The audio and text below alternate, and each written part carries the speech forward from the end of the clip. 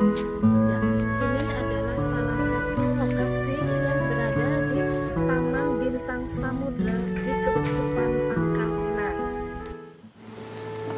Perhentian pertama, Yesus dihukum mati. Tangan-tangan itu hiruk pikuk menuding, menuduh, dan akhirnya menjatuhkan hukuman mati. Sementara banyak pula yang tak mengerti apa sebenarnya kesalahan Yesus ini. Orang yang melabrak hierarki dan kelas demi membela yang tertindas memang cenderung dituduh mengancam kekuasaan dan merusak tatanan. Yesus paham, mereka tak mengerti apa yang dibunuh adalah apa yang sebenarnya mereka rindukan. Maka ketika dianggap bersalah, ia pun pasrah. Di lokasi ini kita dapat melihat patung Yesus ketika memikul salib.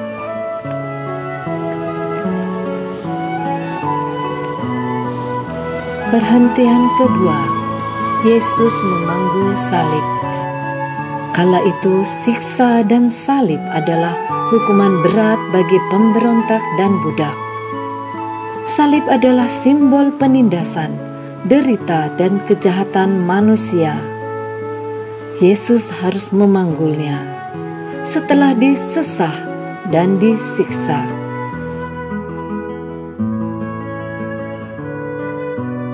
Perhentian ketiga, Yesus jatuh untuk pertama kalinya.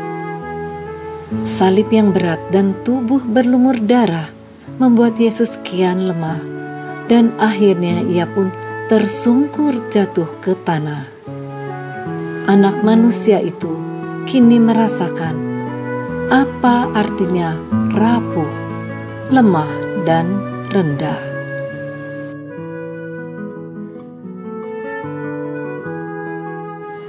Perhentian keempat, Yesus berjumpa dengan ibunya. Bunda Maria melihat kejatuhan putranya. Itu sangat menyakitkan. Ia sedih dan tak bisa menerima, namun juga tak berdaya. Ia hanya berusaha menguatkan mental sang putra dengan meraih tangannya. Dalam diam penuh luka, Yesus pun menjawab dengan berusaha menggapai tangan sang bunda.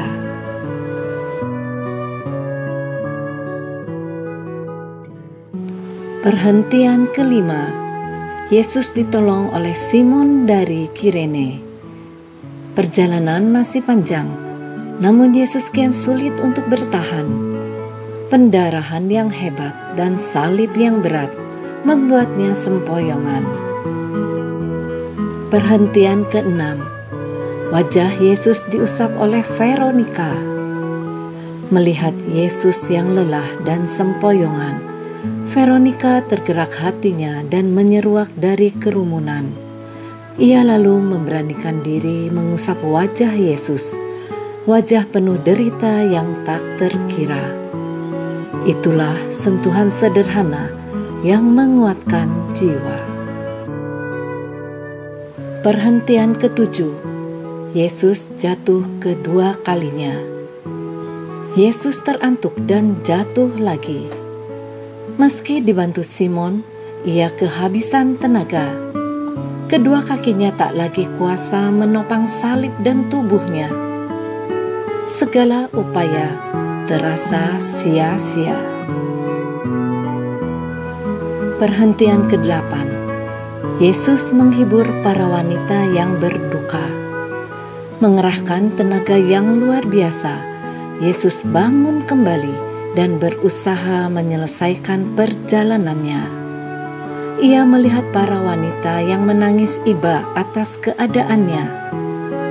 Maka dalam keletihannya yang tak tertahankan, ia mencoba membesarkan hati mereka, seolah menegaskan bahwa itu semua harus dijalaninya. Penderitaan memang menyatukan manusia. Perhentian ke-9, Yesus jatuh untuk ketiga kalinya. Derita yang parah memang melumpuhkan dan menghabiskan daya. Yesus akhirnya terhempas tertimpa salib, meski tangannya masih berupaya untuk sedikit menahannya. Kian sempurna ia menjadi bagian dari mereka yang kalah dan tak berdaya.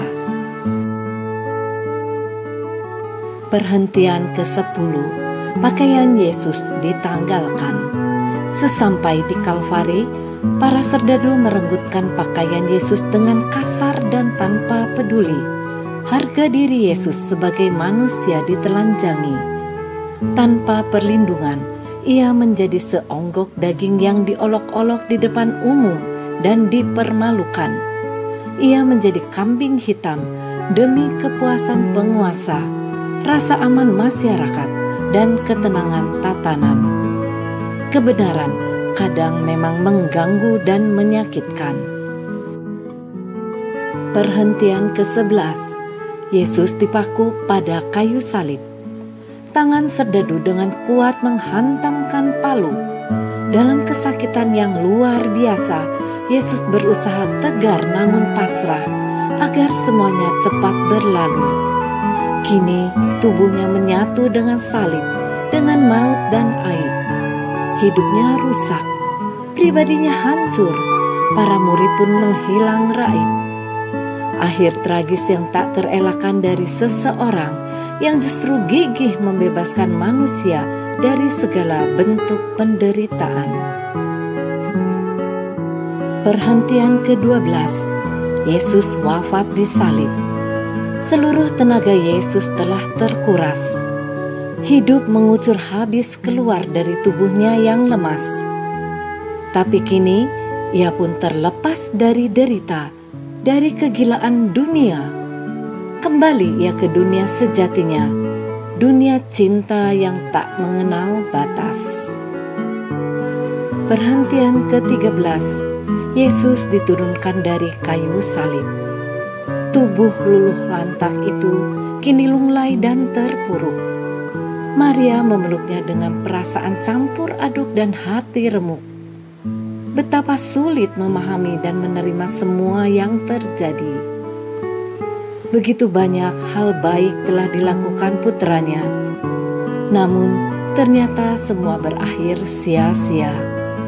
Bahkan seolah begitu nista, semua diinjak-injak dan dicampakkan bagai sampah tanpa harga. Perhentian ke-14, Yesus dimakamkan. Makam ketika segala hiruk pikuk akhirnya hilang ditelan seonggok batu nisan. Makam ketika seluruh drama tentang pesona, cinta, keajaiban, kata-kata, dan derita lenyap sebelum sempat kita camkan. Tapi makam adalah juga saat ketika kesunyian justru membunyikan semua suara yang awalnya tak sempat kita dengarkan saat ketika kita melihat cahaya dari balik kegelapan. Makam adalah saat kematian bukan lagi kehilangan, melainkan justru peluang untuk dimuliakan. Makam adalah saat biji yang mati berubah demi menghasilkan buah yang berlimpah. Perhentian ke-15, Yesus bangkit.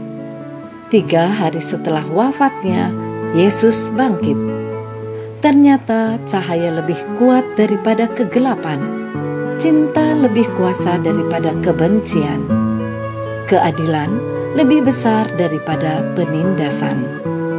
Dan jiwa dimuliakan justru ketika ia menyamakan dirinya dengan mereka yang dikalahkan.